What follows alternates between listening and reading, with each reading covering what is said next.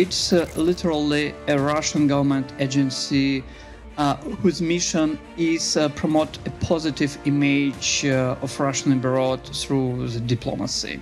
We understand it. If we allow Russia to continue this war as they want, it means that a lot of countries like Russia will try to continue it for dozens and dozens of years, and we won't stop it, never, actually, in our feasible future.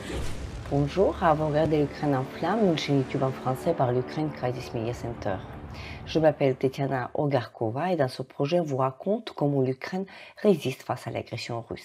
La Russie utilise activement la culture et la diplomatie culturelle pour diffuser des récits favorables au Kremlin, notamment auprès du public étranger sur tout le continent. Il existe trois grandes organisations russes actives dans ce domaine. Donc c'est tout d'abord Россотрудничество, ensuite c'est une organisation qui s'appelle Russian World Foundation, et enfin la fondation Gorchakov. Après l'invasion de grande échelle de la Russie ici en Ukraine, ces trois organisations ont endossé complètement la politique russe ici en Ukraine. Ils ont propagé la propagande russe, notamment dans les territoires occupés, en livrant de l'aide humanitaire. Россотрудничество a également participé à des campagnes visant à cette propagande militariste, s'opposer aux tentatives visant à annuler, cancel, la culture russe ou la Russie tout entière. Dans l'épisode d'aujourd'hui, nous allons justement parler de méthodes de ces trois institutions à l'étranger, ainsi que de leur comportement après la grande invasion russe. Si vous souhaitez en savoir plus sur le sujet, continuez à regarder cette vidéo et n'oubliez pas à vous abonner à notre chaîne YouTube pour ne pas manquer nos vidéos à venir. La promotion des projets culturels, le soutien de divers dialogues et échanges, le cours visant à accroître le nombre de russophones dans le monde entier, voici quelques méthodes à utiliser par les trois institutions en question. Toutes ces mesures ont conditionné, soutenu et accompagné la politique revancharde et agressive de la Fédération de la Russie au cours de dernières décennies. Notre premier invité, Alim Aliyev, qui est directeur général adjoint à l'Institut ukrainien, parlera davantage de ces méthodes et de l'approche de ces trois institutions. Écoutons-le parler. I will start with Brazil. I will start with the Brazilian intelligence agency that discovered a Russian spy operating in Brazil in April this year. And his name is Sergei Chumilov, and he left Brazil after this information from ABIN agency. And he was first secretary in Russian embassy. And also he was one of the leaders of Russian cultural diplomacy organizations in Brazil as Ruski Mir and Россотрудничество. We studied three institutions, Russian institutions, Ruski Mir, Россотрудничество, and Fond Gorchakova, that spreaded the Russian narratives through the tools of cultural diplomacy. And I just give a highlights from each of this organization. And I will start with Россотрудничество, is the largest, best funded, and most historically looted Russian cultural diplomacy institutions. And it's literally a Russian government agency whose mission is promote a positive image of Russian abroad through the diplomacy. And in our research, we have also examined that Россотрудничество ideological foundations, for example, in terms of militarist propaganda activities following the launch of the full-scale invasion abroad, as well as pseudo-humanitarian operations in the temporary occupied territories of Ukraine, in the east and southern part of Ukraine. And also it provides information support for proactively to integrate these occupied territories into the Russian realm. If we talk about Ruski Mir, and or Russian World in English. A foundation is a Russian cultural diplomacy institution establishment as a non-governmental organization through closely controlled and coordinated by Kremlin and funded almost from the Russian federal budget. And the foundation has become the organizational embodiment of the ideology of the Russian world, the political concept of Russia's elites that emphasizes the originality and uniqueness of Russian civilization, expressed in the Russian language, culture, and ideology, of course. For several decades, the Russian world concept has been used to justify Russian expansionism in its near, abroad, and globally.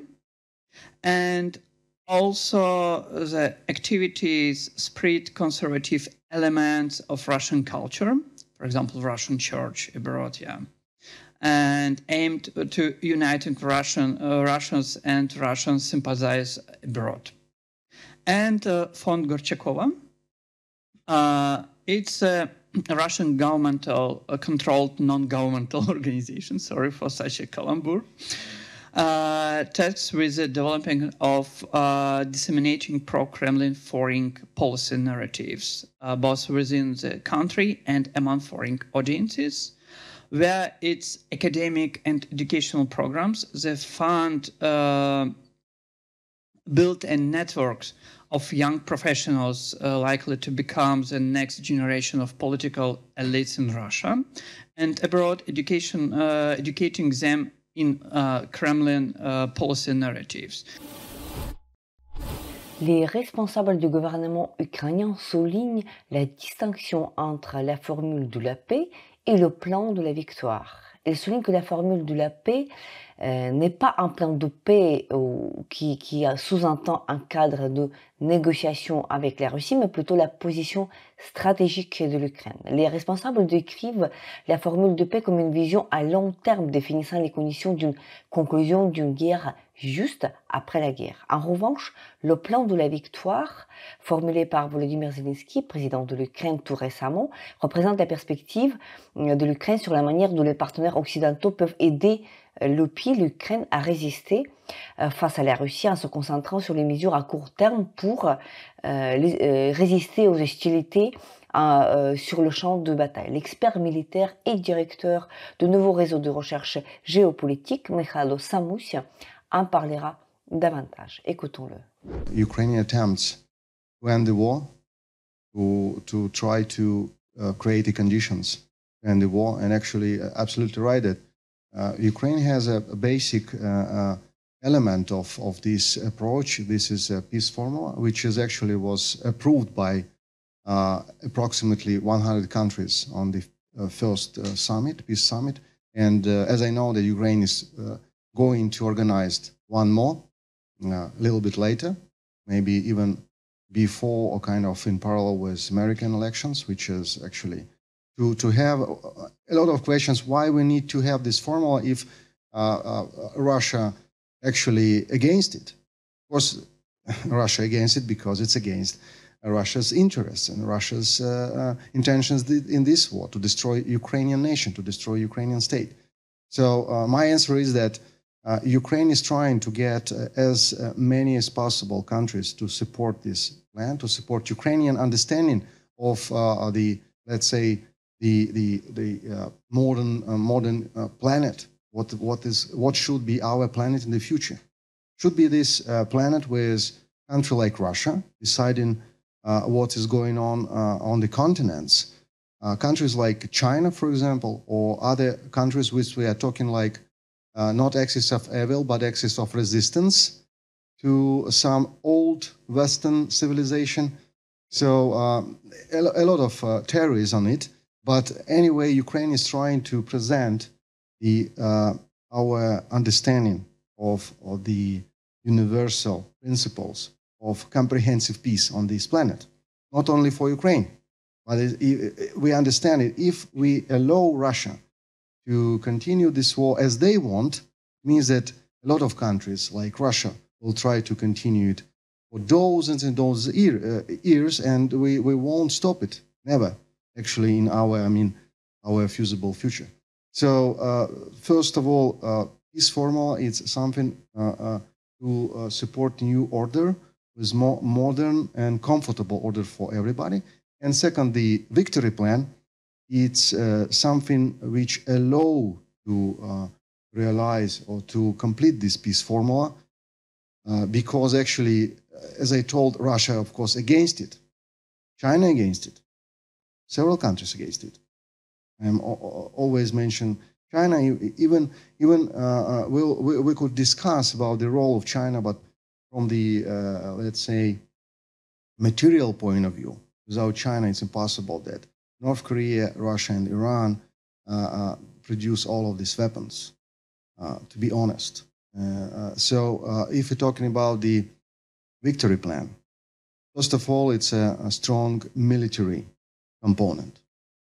First of all, because a lot of people asking, how is possible that President Zelensky talking about it? Okay, we could finish this very soon. Okay, how?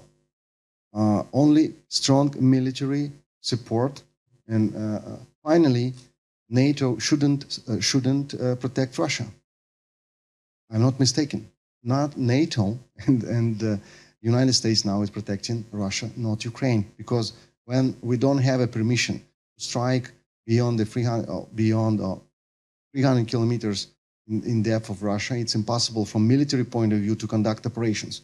So it's like a miracle glass when the Russian soldiers beyond the strange persons, and we cannot kill them.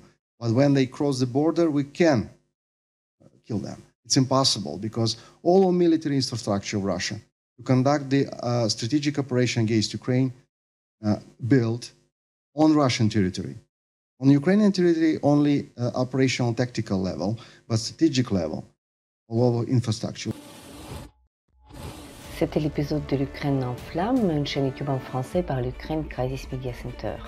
Je m'appelle Tetiana Ogarkova et nous n'allons pas tarder à enregistrer et diffuser d'autres épisodes. Dans la description sous cette vidéo, vous trouverez des informations utiles sur la manière dont vous pouvez aider l'Ukraine à continuer sa résistance contre les agresseurs russes. Et si vous trouvez notre travail utile, n'hésitez pas à commenter ou de partager cette vidéo. Restez avec nous et soutenez l'Ukraine. Slava Ukraini!